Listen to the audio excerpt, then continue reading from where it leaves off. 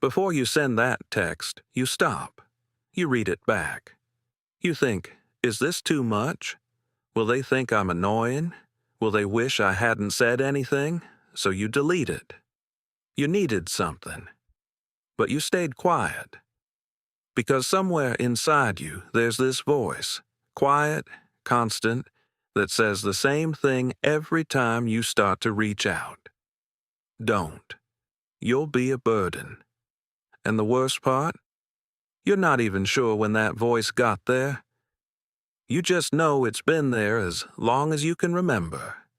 You've gotten good at shrinking, at saying, I'm fine when you're not, at handling things alone because asking feels like too much to ask, at apologizing for taking up space in conversations and relationships and rooms full of people who would actually want to help you if only you'd let them. And here's the cruel thing about this feeling.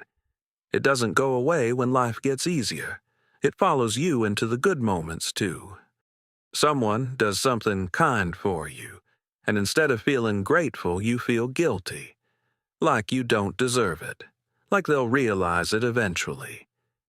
You wonder sometimes, and this might be the hardest part to admit, you wonder if people are just tolerating you. If they'd be a little more at peace, a little more free, if you needed less. If you know that feeling, this video is for you. Psychologists have a name for this. It's called self-silencing. And it's not a personality flaw. It's a learned response. Somewhere in your history, needing things caused problems. Maybe your needs were dismissed. Maybe the people around you were overwhelmed and you learned to read the room and disappear. Maybe you were told, directly or indirectly, that you were too sensitive, too needy, too much. And so your nervous system adapted. It created a rule. Stay small, ask for nothing, and you'll be safe. That rule protected you once, but you're still running it now. In relationships where you're loved, in friendships where you're wanted, in moments where you don't have to earn your place anymore. Because your nervous system doesn't know the situation has changed. It only knows the rule. Here's the first way this shows up. You become a mind reader, not because you have some special gift, but because you've spent years reading the emotional temperature of the people around you. You learn to scan faces for signs of irritation, to watch body language for signals that you're too much, to anticipate the moment someone gets tired of you before it happens, so you can pull back first. And here's what that constant scanning does to you. It's exhausting. You enter every interaction pre-apologizing. You over-explain yourself. You add, sorry to bother you, and I know you're busy, and this might be stupid, but before every single thing you say. Not because you're weak, because you've been trained to do it. The saddest part? Most of the time, the irritation you're bracing for doesn't exist. You're apologizing to people who weren't annoyed. You're shrinking for an audience that never asked you to. Here's the second pattern. You give constantly, but you cannot receive. You're the first person to show up when someone else is struggling. You remember the details. You check in. You carry other people's weight without being asked, because that feels safe. Being useful, being needed, being the one who gives. But the moment someone tries to give something back to you, care, attention, support, something in you flinches. You minimize it. Oh, it's not that big a deal. You deflect it. Don't worry about me. I'm fine. You disappear before they have to see how much you actually needed it. Because if you let them see how much you need, what if that's too much? What if that's the moment they finally see it? What you don't realize is this. By never letting anyone give to you, you're not protecting them. You're keeping yourself alone. You're making sure the connection never goes as deep as it could. The third pattern is the quietest one, and maybe the most painful. You leave before you're left. Not always physically. Sometimes it's emotional. You stop reaching out as much. You become a little less available. You hold back the parts of yourself that feel too heavy, too complicated, too risky to show. Because if you only show the manageable version of yourself, then when they eventually leave, and the part of you that believes in burden believes they will, it won't be because of who you really are. It'll only be because of the version you let them see.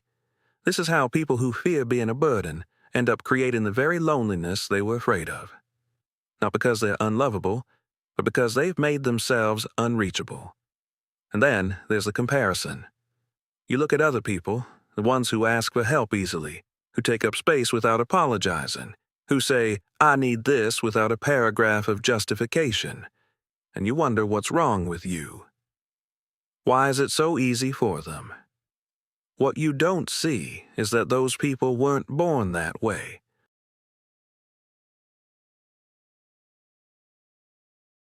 They were taught, somewhere, somehow, that their needs were acceptable, that they weren't too much, that asking for things wouldn't end in rejection or shame. You were taught the opposite lesson, and you learned it well. But here's what that comparison never shows you. The people you're watching, the ones who seem so free, they have their own weight, their own voice, their own room they're afraid to take up. You're not defective. You're not uniquely broken. You just got a different lesson than they did. Here's where everything shifts. The belief that you're a burden.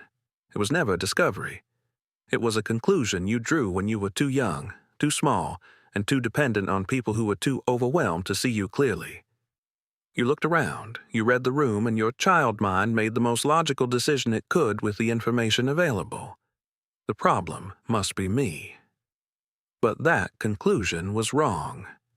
Not because you were lying to yourself.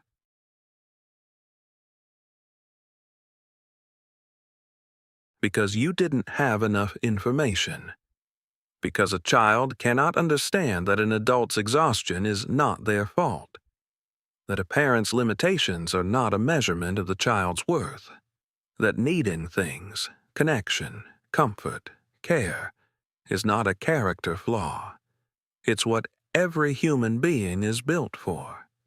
You were not too much. You were in the wrong room. If you've spent years taking up as little space as possible, shrinking, silencing, apologizing for existing, I want you to hear this clearly. You were never a burden. You were a person who learned to call themselves one, and that belief, like any belief, can be questioned. Not overnight, not with a single realization, but slowly, in the small moments where you catch the voice before it silences you, and you send the message anyway. You ask for help anyway. You let someone see you anyway. Not because it's easy.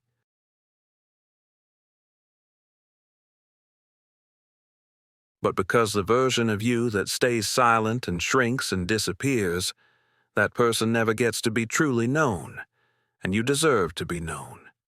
The next time you reach for your phone to ask for something and then delete it, pause. Ask yourself, is this actually too much? Or does it just feel that way because someone once needed me to be less? Because the people who truly belong in your life, the ones worth keeping, they don't want the small version of you. They want the one who shows up fully, the one who asks, the one who needs things and isn't ashamed of it. That version of you exists. You've just been protecting everyone else from them. Maybe it's time to stop.